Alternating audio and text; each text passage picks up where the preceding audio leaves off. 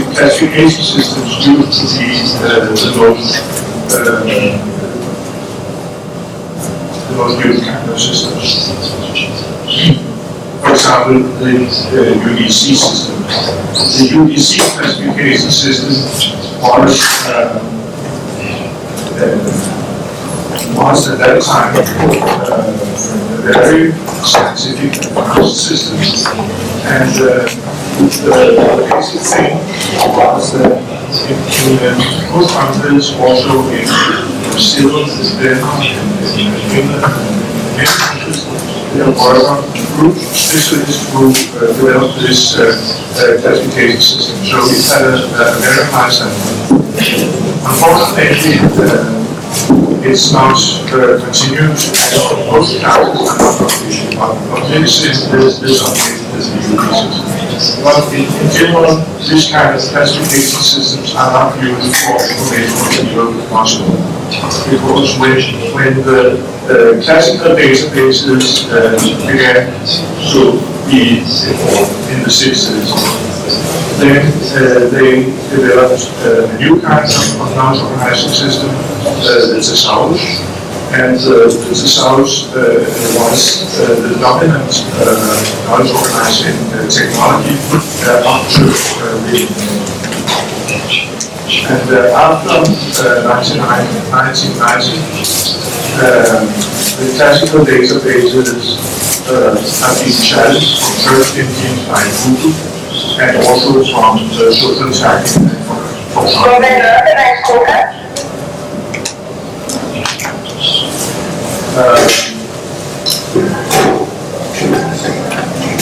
You know, social tagging so the UDC system, for example, it was designed by specialists, information specialists and specialists in teams. And classical databases and thesaurus, they were also made this way. But social tagging is a user-based technology. It's the users that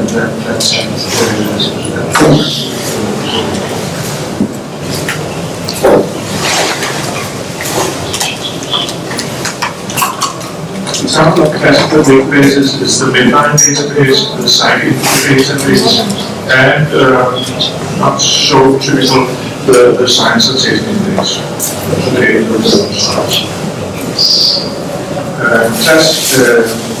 and these classical databases are close to search engines like Google and so on, for example. Classical databases typically develop natural language fields to control vocabulary in form of thesaurus, with the exception of the science and safety index, which had no thesaurus or no control.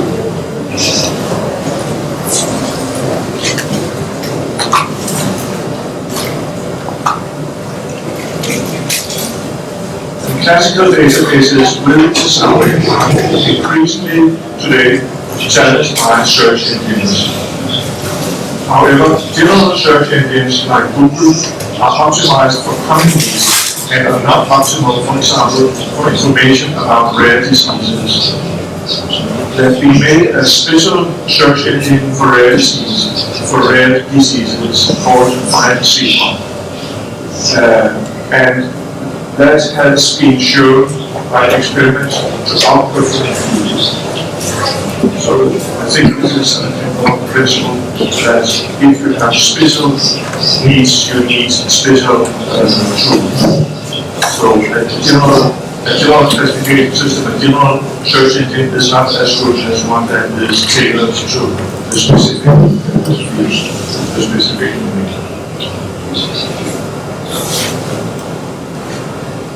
Challenges from search engines and statistical approaches exist for all kinds of knowledge organization systems and control vocabularies.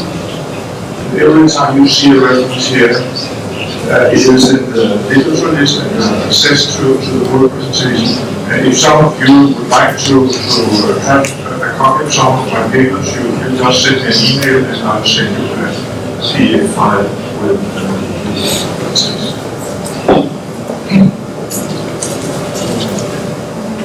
So I think it's important if we still work with knowledge organizing systems like thesauri and ontologies and control vocabularies, it's important that we do that on the background of research and practice, where when we consider the challenges from search engines and statistical approaches. And in an article from last year, I put forward the argument that serious information seekers, such as people writing medical systematic reviews, they need to be in control of the search process, and by implication that exact match systems should be preferred for best match system for such tasks. Also, when you use a search engine like Google, you have not specific well-defined set of records, but you have a ranking of records, and I argue that for such serious purposes, it's important to have exact match systems.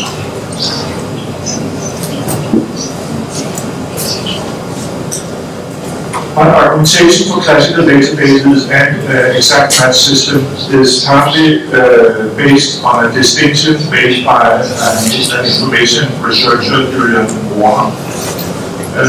between first a computer science and information science tradition with the basic assumption in which the basic assumption broadly can be termed query transformation, which implies that a user's verbal query formulated before the start of search is transferred by an information system into a set of documents or bibliographic records.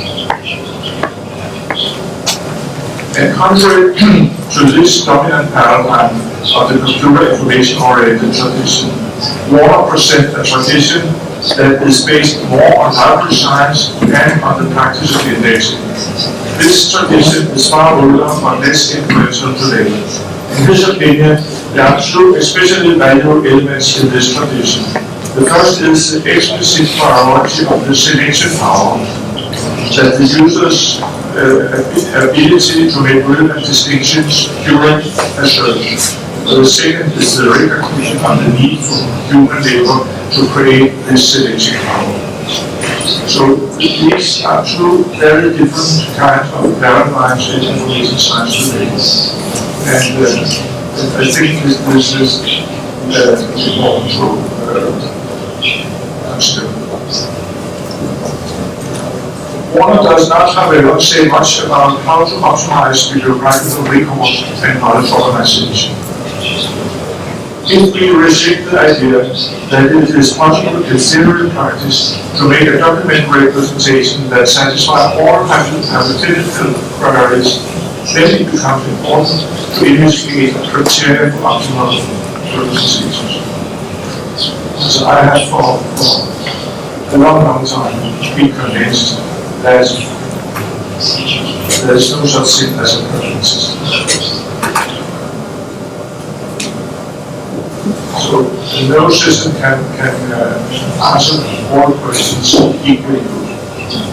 So that means that when you design a question, you have to consider what kind of queries should have priority. What is this system designed for?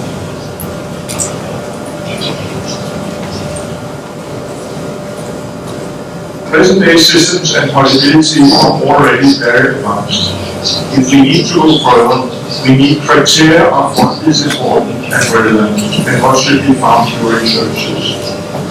One traditional way of addressing this problem is by making user surveys, that is, by asking the users about their priorities.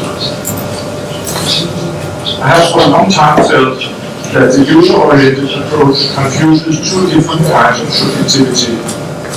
First, psychology, what can be learned by studying people, and second, epistemology, what can be learned from philosophy of science and science studies.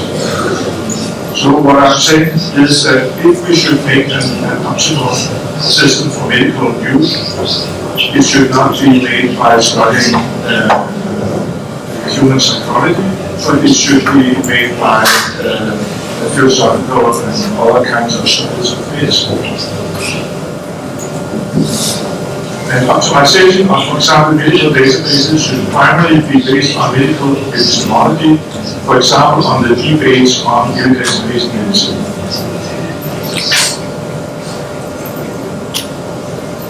So my first conclusion about classical databases is that traditionally the thesaurus have been the dominant kind of knowledge organization system in classical databases. But in a recent paper I argued that the traditional thesaurus is too restricted in the semantic relations it provides, and therefore we need more open or ontology-like knowledge organizing systems. The second conclusion from classical databases is that a knowledge organizing system cannot be understood as a neutral tool, but must be understood as a tool that supports some interest that comes from other interests. The study and explication of those interests is an important task for knowledge organization. This is in medicine very much connected to issues such as evidence-based medicine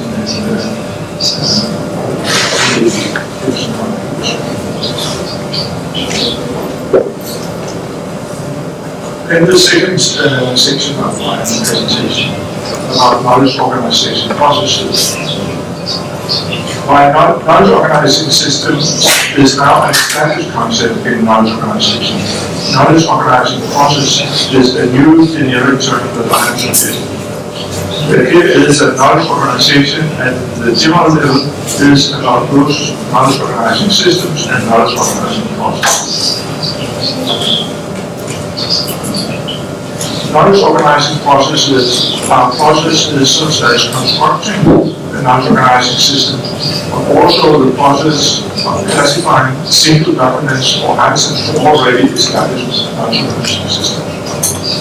Knowledge organizing processes are also describing, indexing, and metadata assignment. Knowledge organizing processes are done by humans or by computers. They may be done by information specialists, subject specialists, by lay people, for example, social technology, and by algorithms.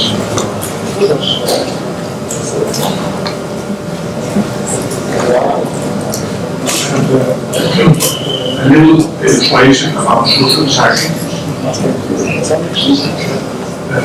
We have here the figure called the pressure, and it indicates that if you have quality, then you reach more people. And if you reach more people will participate in, for example, writing in Wikipedia or in social tagging. And if more people participate in social tagging or in Wikipedia, then the quality will increase.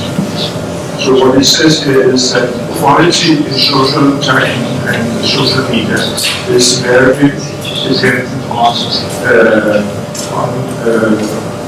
large participation. Because I come from Denmark, and in Denmark we have Wikipedia, and in general I consider it is a very pure quality because Denmark is too small a country to have many volunteers that participate in it. But the German and the English and other Wikipedia versions are much more special. The same here for social.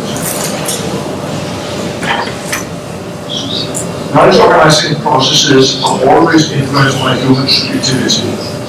It's a common mistake to consider, for example, algorithms as providing objective knowledge organizing systems.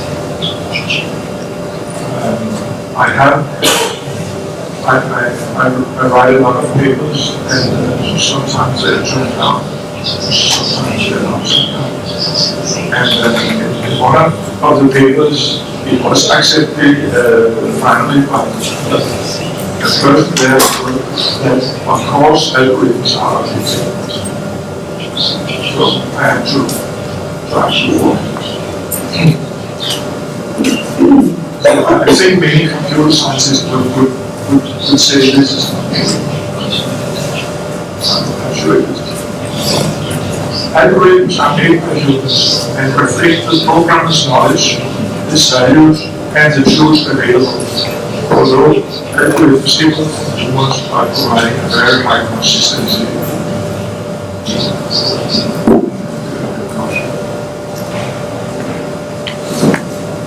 There is today a community of researchers interested in the bias, ideology, politics, etc. of search engines, exactly because no system can be neutral but always has to consider some goals more important compared to others.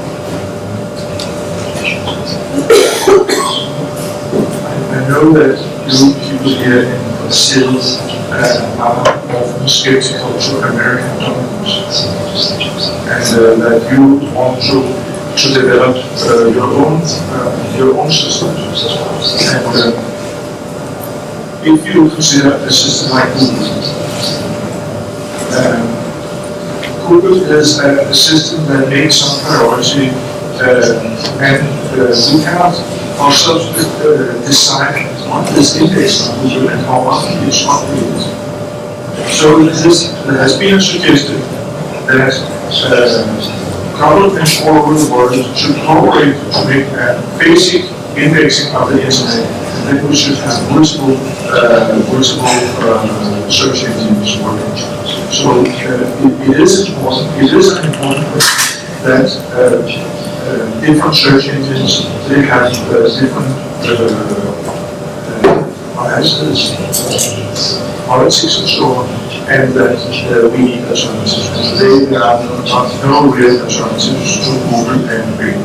They are the only large search engines. And any knowledge organizing system or any actual assignment of elementary classes will be influenced by human subjectivity. I have formulated it this way: show me your classification, and I can tell you what kind of system you're influenced by. So there is no such thing as a neutral classification. A classification system will always reveal whether it's done by one kind of one subject or by a female or it will always show the subjectivity of the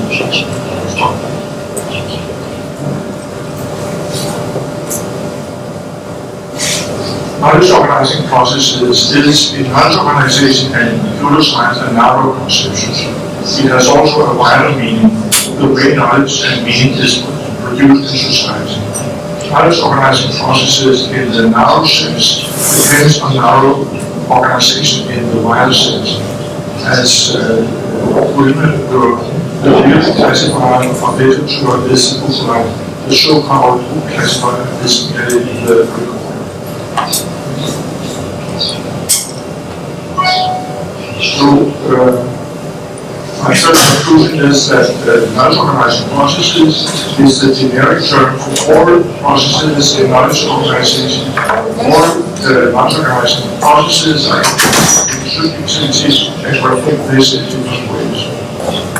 So, I think this is my most important message, that in order to study knowledge organization, we have to study how they are influenced by the different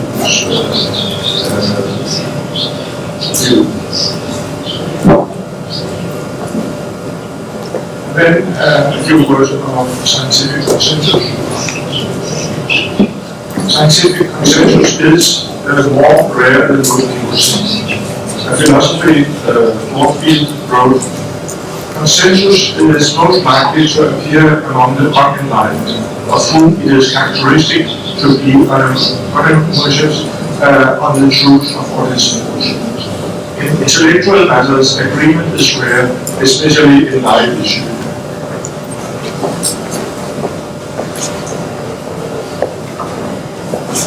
So, without scientific consensus, I made a paper where I integrated the four information sources. A Danish Wikipedia, an English Wikipedia, a Danish Irish encyclopedia in 20 volumes, and then encyclopedia in 7 volumes. By comparing the information about mammography. What's your knowledge of mammography? Should all women be recommended for a regular mammography?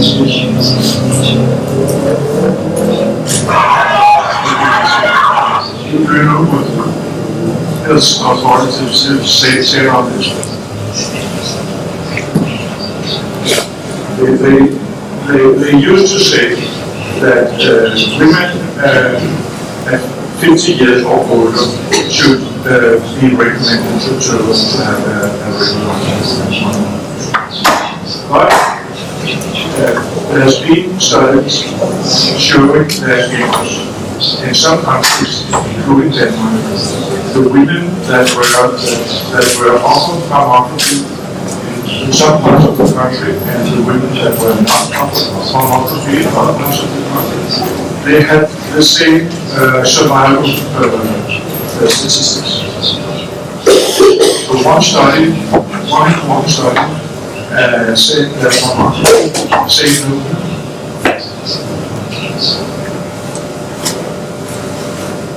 And this Danish study has been repeated in other countries now. And today there is a conflict. There is no consensus about whether mammography saves the life of the women, yes or no. We simply do not know. And when I looked at these information sources, there was only one source, and that was the Indian Wikipedia, which says that there is a conflict between doctors in this issue. There is no consensus. And the English Wikipedia had bibliographical references to both sides of the conflict.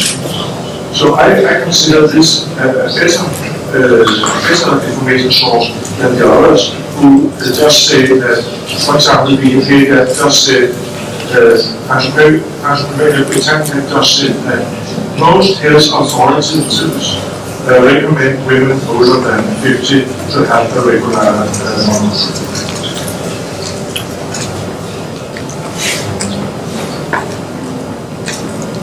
So, I think scientific consensus is there.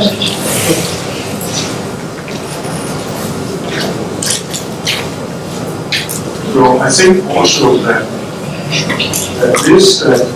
when scientific consensus is there, it's a criteria of a good information source that it says so, provide the best arguments for both sides.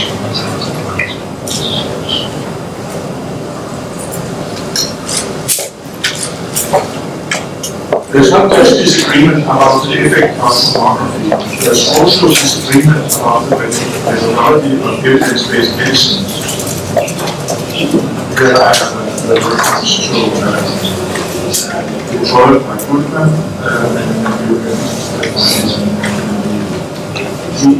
you write about this. This conflict in mammography is not just a conflict, it's not just a disagreement about whether mammography is women, it's also a disagreement about how should a good study be done so that we know for sure whether it is. And here again, not subjectivity involved, because different systematic reviews, they tend to consider some study as valid and others as not, and there's no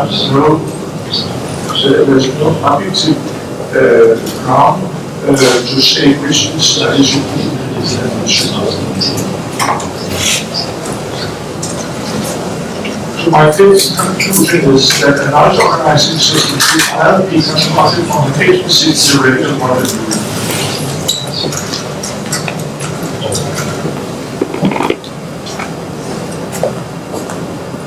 alternatively open to different views and make controversial visible to users. And the sixth conclusion, methodological issues are important to consider in indexing and translation. What kind of evidence is the study based on that should be indexed? If there are methodological disagreements, this should be made searchable.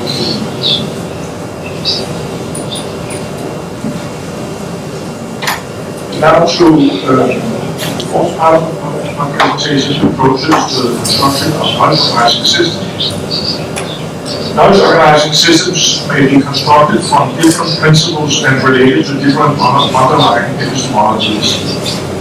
One well-known tradition in direct information science is the concept-analytic tradition.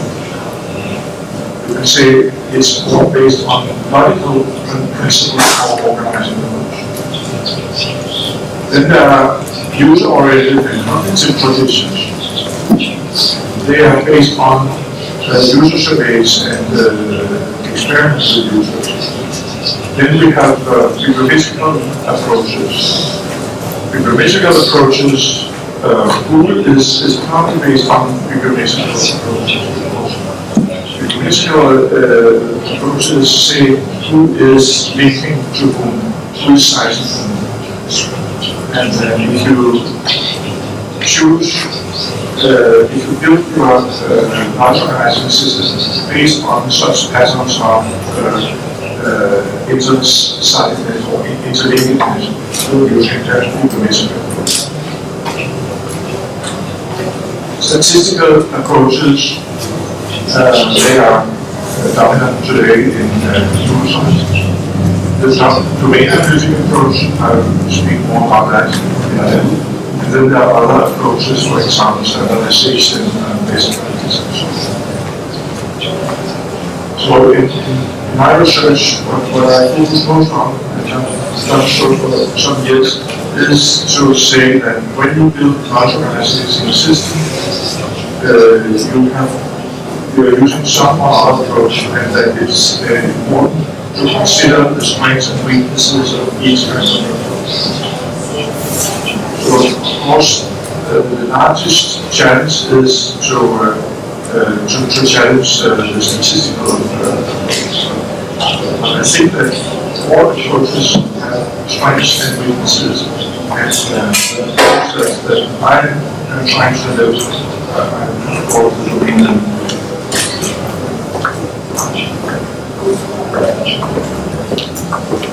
There's no doubt that statistical approaches have been extremely effective. Robinson wrote, the statistical approaches run simply.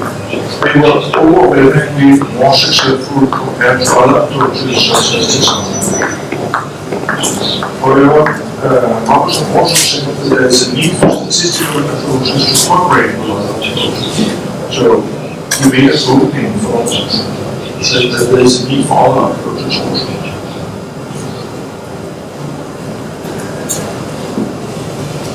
So far, classical databases with controlled vocabularies and thesauri still represent the dominant search aid in making systematic reviews for evidence-based medicine.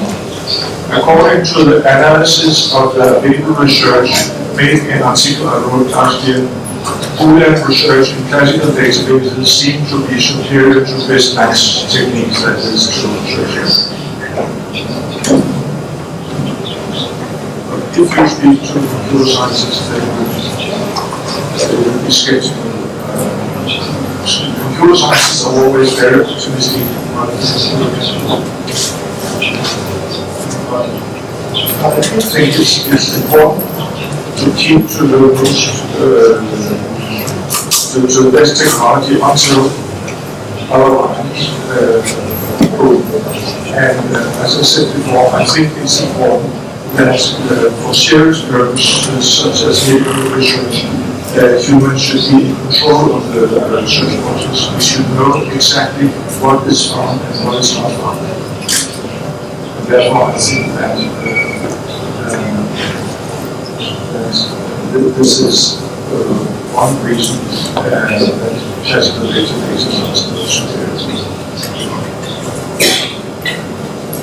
And that is said, these kinds of systems, for example, network, need to better cooperation with full text techniques and also better foundations in the philosophy of science.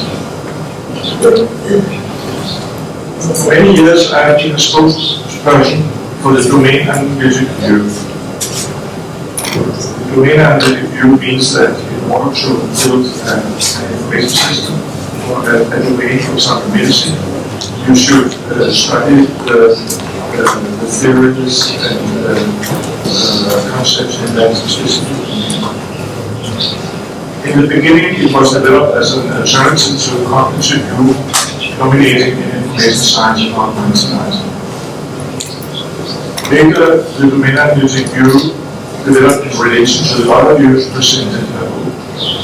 It has been more and more clear that the specific focus of domain analysis is how different meta theories in a domain implies different classifications of that domain. For example, that a classification cannot be neutral or theoretical in relation to different ways of framing that domain.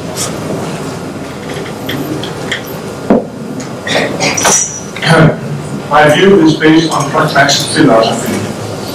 And pragmatic philosophy is something different from what we say when we use the word pragmatic in our language.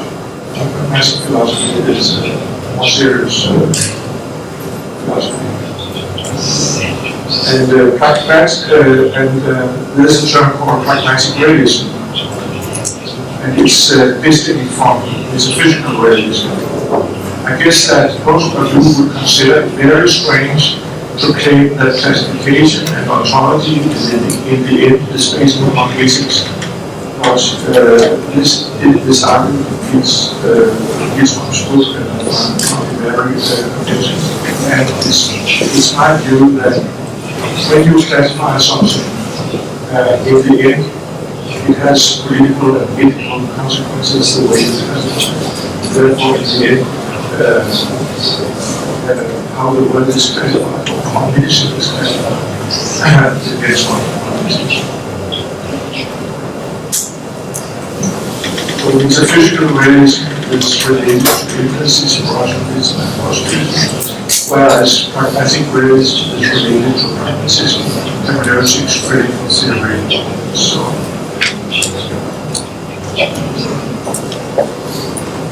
And an example,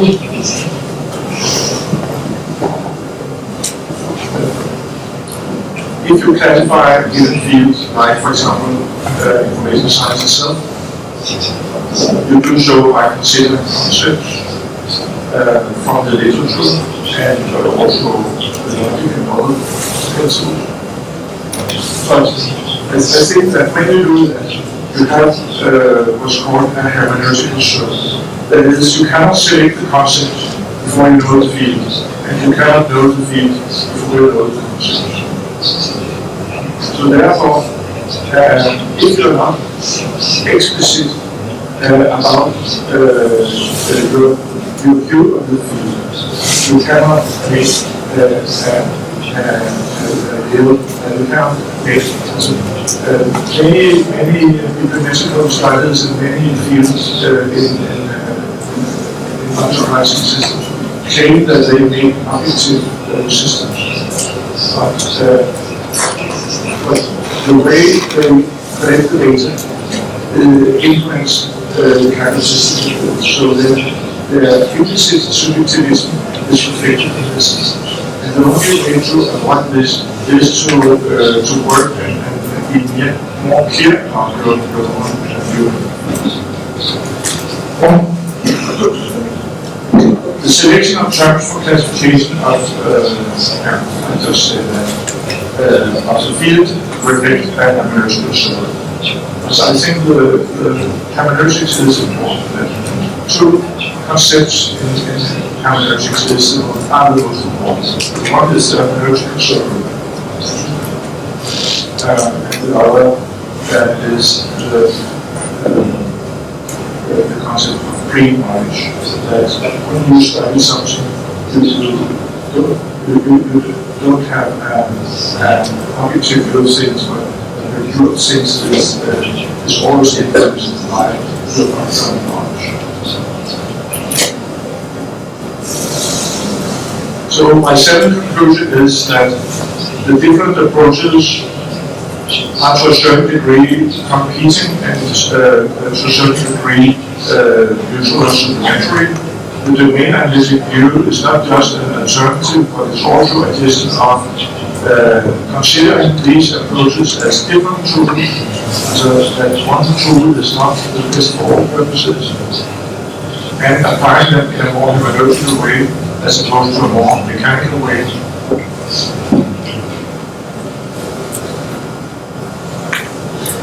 And the eighth conclusion, there are two fundamental different ways of understanding ontology classification and domain analysis. One has been termed metaphysical realism, and the other pragmatic realism and peaceful. Pragmatic realism is, on the one hand, not a purely relativist philosophy, but recognizes, on the other hand, the influence of human goals and activities.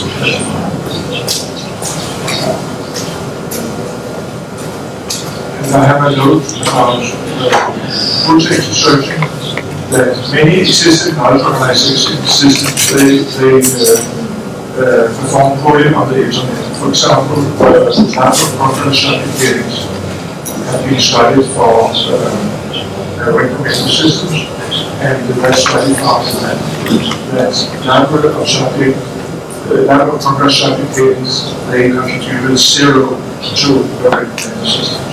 So that's very good thing.